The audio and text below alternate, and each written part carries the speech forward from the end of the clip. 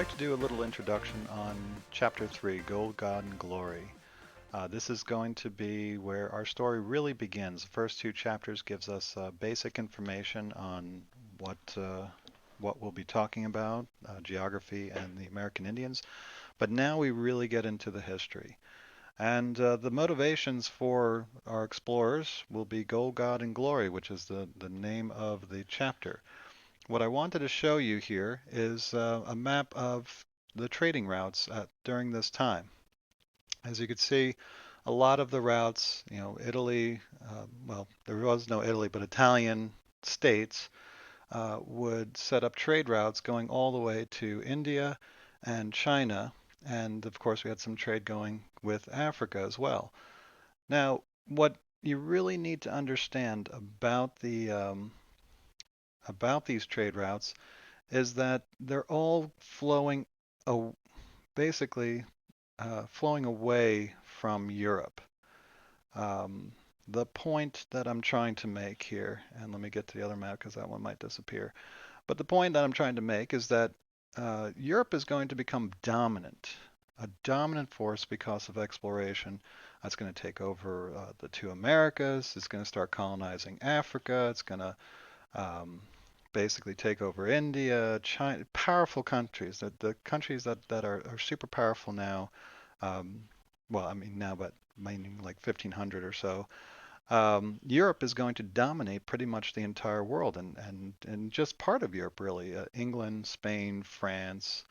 Um, those are the ones that are mainly going to run around and dominate almost the entire world. So much so that we'll get to the point where Britain, one of Britain's slogans was, "The sun never sets on the English Empire."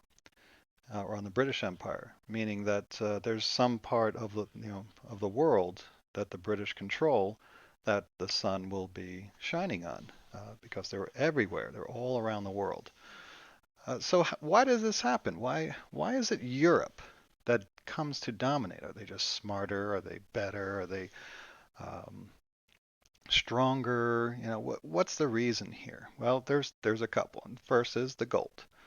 Um, are they have more money? And the answer is no. In fact, quite the opposite. Europe really doesn't have anything. Their natural resources nobody really cares about. You have China that has silk.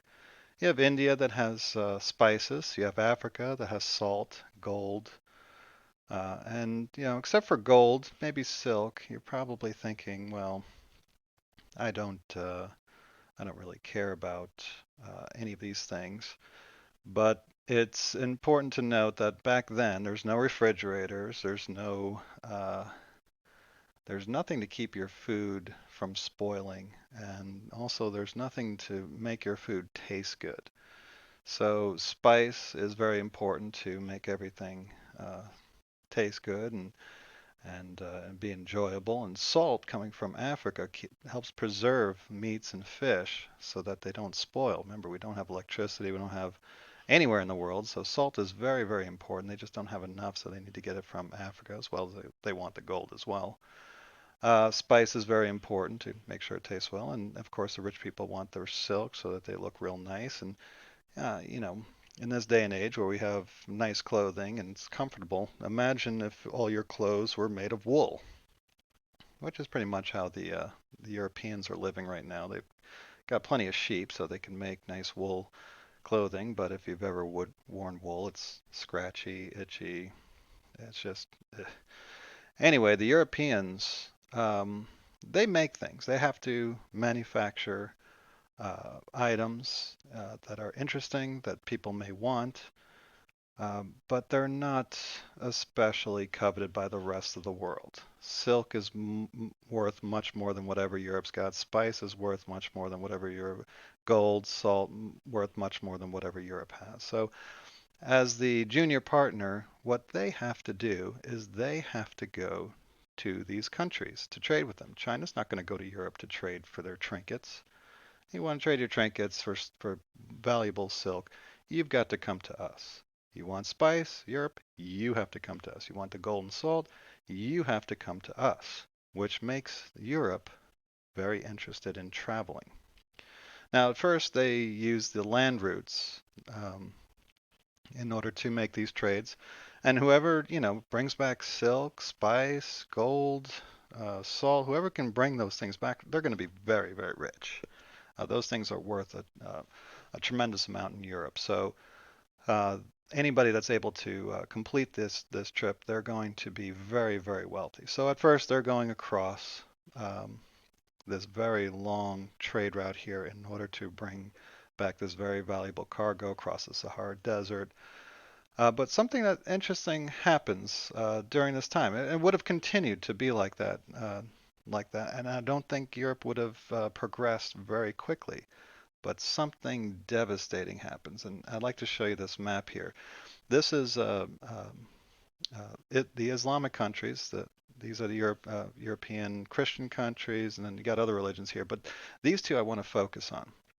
And you notice that the trade route goes through Islamic lands, okay?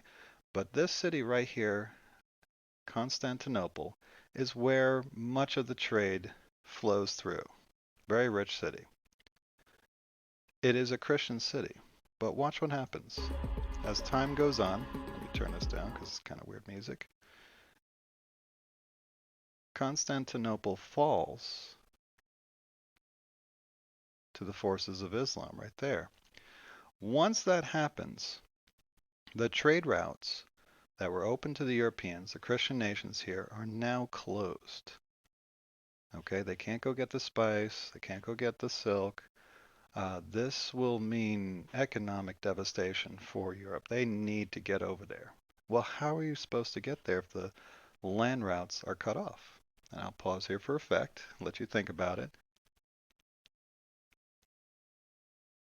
If you can't go by land, you have to go by the water. Okay?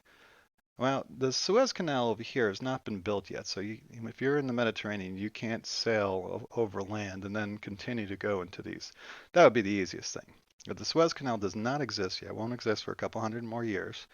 So the Portuguese that are over here decide, well, why don't we try to sail around Africa, let's find where the bottom of this place is, and then go through here. Okay? Well, once Spain it becomes Christian again, and you can see Islam spreads all throughout here. Once Spain becomes Christian, all these countries decide, you know what, let's go over here, and they find the Americas and start colonizing. Of course, it becomes Christian. Now this goes into the God part. What happened over here to their trade? They lost their trade route because of religion. If you're not on the same religion, then they can cut you off from your trade, your business, whatever. So they're going to be very interested when they start moving out to these other areas. They want to make darn sure that these people are all Christian and on their side so that they don't have the same problem that they have with the Muslims at Constantinople. Any trade that's set up here, they want to make sure. So they're very motivated to convert everybody over here, not just because they believe in God, but it's also an economic reason.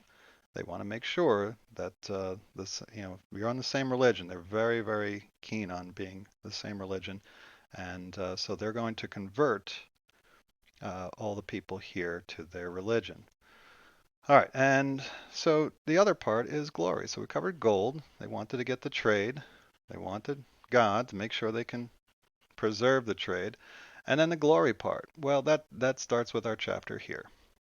And I hope I'm not going too long. I know I try to keep these videos short, but this needs to be explained. We get into our first vocabulary word, plague. Okay? What a plague is a disease that causes a high rate of death and affects many people and spreads easily. Well, they had what was called the Black Death. And the Black Death killed 1/3 of Europe. So you can imagine what that, I mean, you looked around and 1/3 of Bluefield suddenly dropped dead. That would have quite a psychological effect.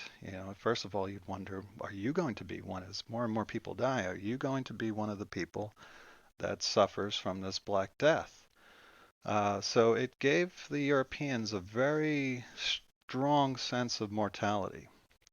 So they started getting a mentality of, hey, if I'm going to die, I'm going to go out in a blaze of glory. I'm going to make something of myself very quickly. So they want to go out and start exploring. They're willing to take the chances that other countries are not willing to take because they think, I'm probably going to die anyway, so I might as well just go out and explore and have an adventure and see what I can do, instead of just sitting around and get sick and die. So that's the glory part of this chapter. And then we get to the birth of science. They start looking at navigation, like I said. Once that road is closed, they want to start sailing. And so navigation is the guiding of a ship from place to place. And then Christianity, a religion based on the teachings of Jesus Christ. The American Indians had never heard of it, and it was very different from the American Indian beliefs. So we could see here that the main countries that we're going to be working with are England, France, and Spain. Okay, Portugal we're going to talk about real quick here because they're the ones that try to go around Africa. Let me see if I got the map here. So they're going to try to sail all the way around Africa and go here, and they're going to be pretty successful. But it's the other three nations that we're really going to focus on. So here we have economics. They wanted to um, set up trade routes. They wanted to spread the religion to make sure that the people that they encounter will be on their side, unlike what happened with the Islamic nations where they got cut off from their trade. And then, of course, power. They wanted to make a huge empire. They wanted to be in control of that so that they can never again be cut off from whatever money that they can make.